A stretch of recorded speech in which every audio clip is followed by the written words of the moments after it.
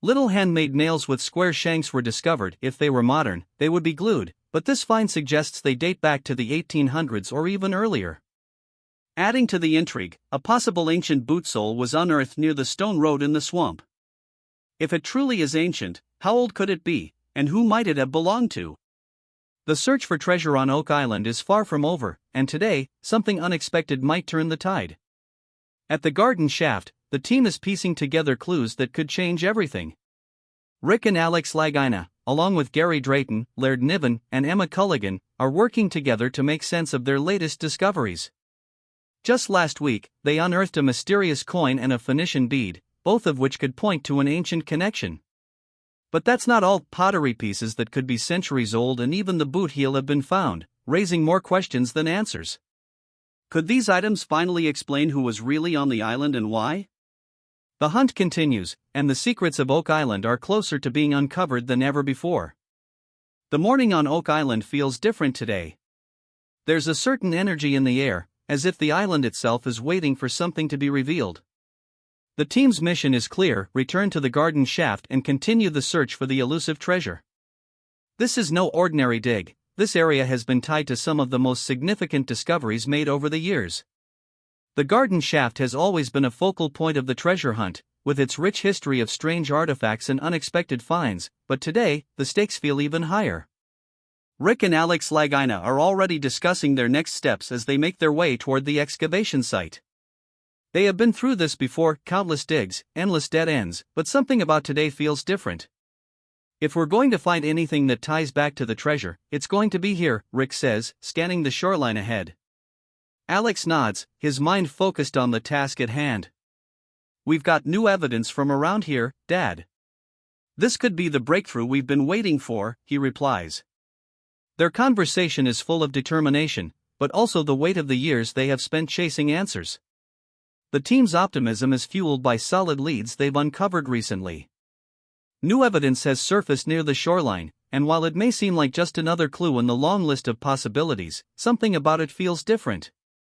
An ancient coin, a Phoenician bead, and traces of pottery have caught their attention. Could this be the breakthrough they have been desperately searching for? Each new find adds another layer to the mystery, and today's mission is set to dig deeper into these discoveries.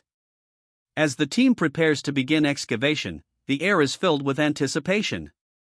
With every tool and every careful move, they edge closer to solving one of history's greatest puzzles.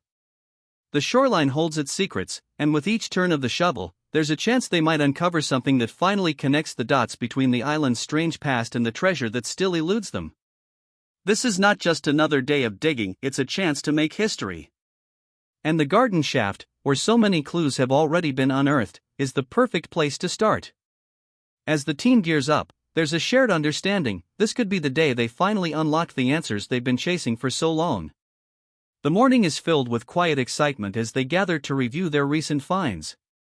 In Lot 5, near the shoreline, they have uncovered two objects that could hold the key to unlocking Oak Island's many secrets: an old coin and a Phoenician bead. Both items were discovered not far from each other, and the connection between them is sparking curiosity. Could they be part of the puzzle that has eluded treasure hunters for centuries? Rick Lagina holds up the coin for the team to examine. It's small, possibly a penny or halfpenny, but what's more important is its age and the story it could tell.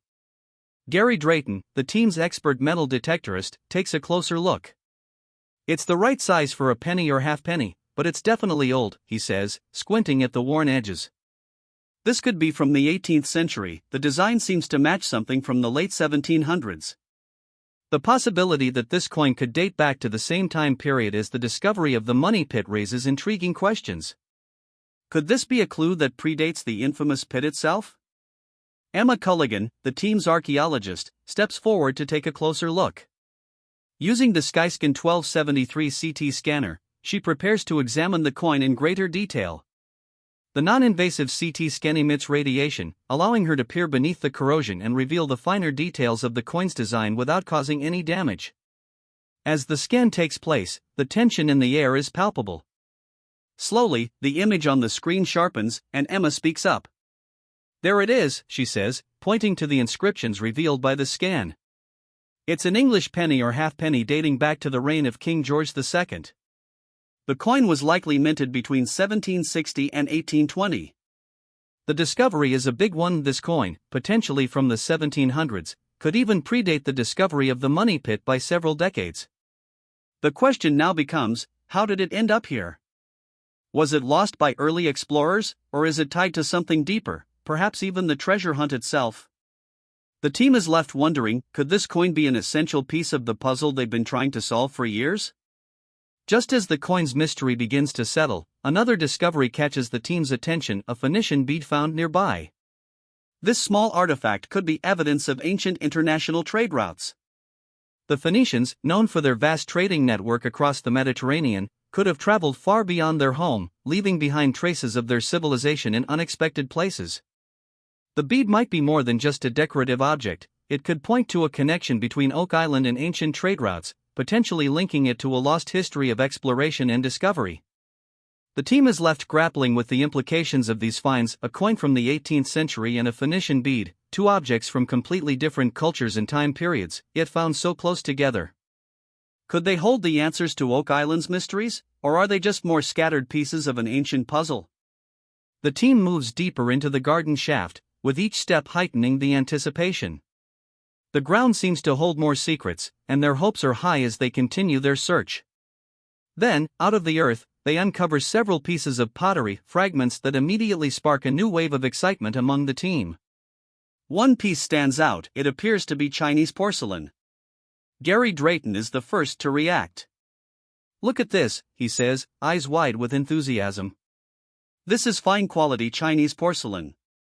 You can tell by the smooth texture and those blue designs."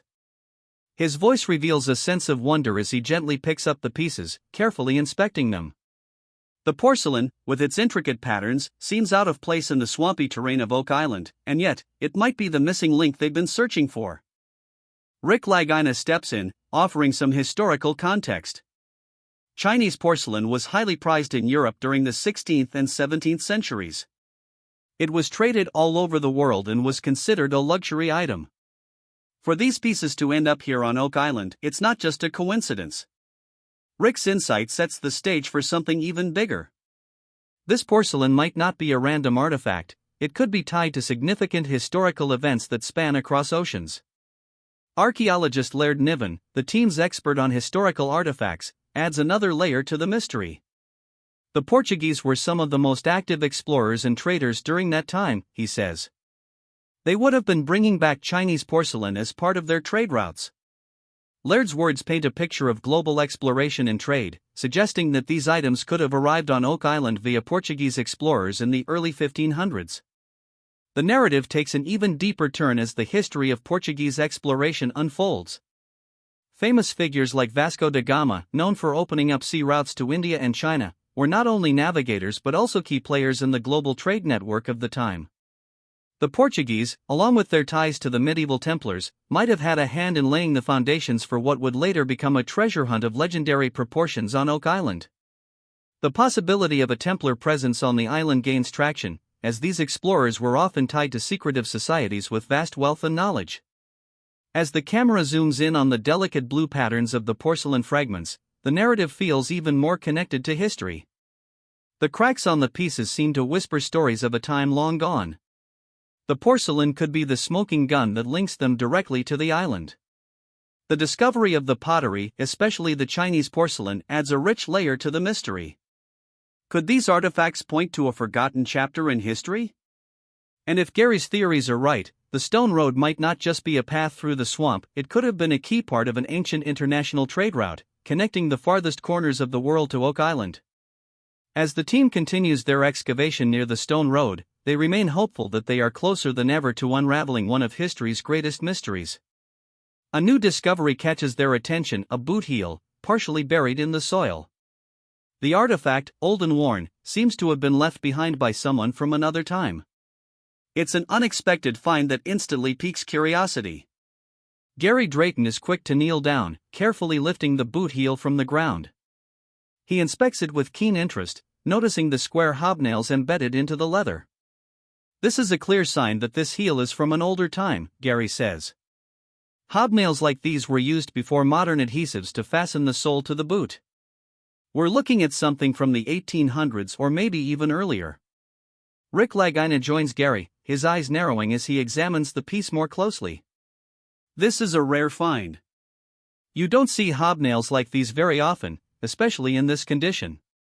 It could give us vital clues about who was walking this area long ago. The boot heel itself is unassuming, yet its age and craftsmanship are enough to ignite questions.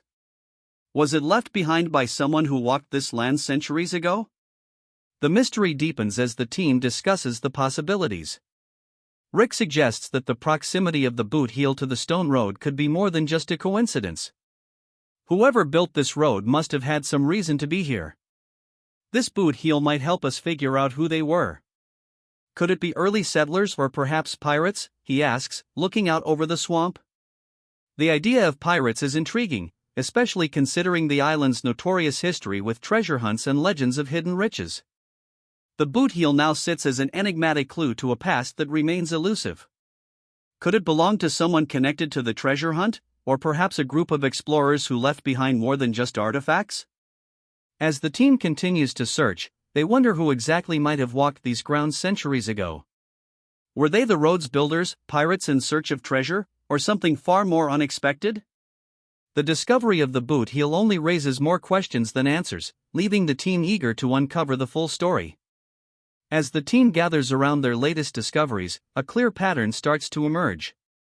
The coin, the pottery, and the boot heel, could they all belong to different time periods, or are they somehow connected by a single thread of history? Rick Lagina pauses, reflecting on the finds. He can't help but think that these objects may be more than just random artifacts. There's something about these items that feels like they belong together, he says. The team starts discussing the possibility that the Portuguese, the Knights Templar, and other early explorers could have all had some involvement with Oak Island. Could they have been here at different points in time, each leaving behind their own unique mark on the island's history? It's hard to ignore the idea that there's a thread running through all of these discoveries. Rick continues, these artifacts could point to a series of events, each building upon the last. Gary Drayton is quick to add his own theory, leaning over the pottery fragments. I think these finds show us that the island wasn't just a place for treasure hunting, it could have been a place for building. The pottery, the coin, and now the boot heel, it suggests that people were here for a reason beyond just looking for treasure.